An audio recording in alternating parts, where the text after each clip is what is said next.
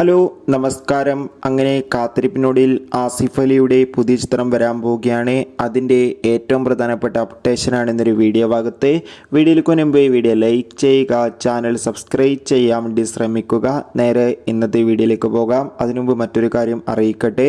ആസിഫ് അലി, ബിജു മേനോൻ എന്നൊക്കെ പ്രധാന കഥാപാത്രങ്ങളായ ചിത്രമായിരുന്നു തലവൻ.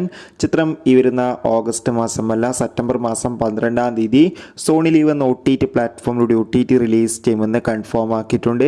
എന്തായാലും കാത്തിരിക്കാം ചിത്രത്തിൻ്റെ OTT റിലീസിനായി. ഇനി നേരെ ഇന്നത്തെ വീഡിയോയിലേക്ക് പോകാം. എല്ലാ സിനിമാ പ്രേമികളും ഒരേപോലെയാണ് ആസിഫ് അലിയുടെ ഓരോ ചിത്രത്തിൻ്റെയും അപ്ഡേഷൻ അറിയാൻ വേണ്ടി കാത്തിരിക്കുന്നത്. അങ്ങനെ കാത്തിരിപ്പിനുള്ളിൽ ആസിഫ് അലിയുടെ പുതിയ ചിത്രം വരാൻ പോവുകയാണ്.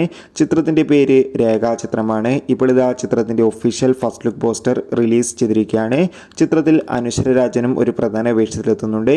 എന്തായാലും ഒരു കിടിലൻ ഫസ്റ്റ് ലുക്ക് പോസ്റ്റർ തന്നെയാണ് ഇപ്പോൾ ചിത്രത്തിൻ്റെ പുറത്തു വന്നുകൊണ്ടിട്ടുള്ളത്. കാത്തിരിക്കാം കൂടുതൽ അപ്ഡേറ്റിനായി.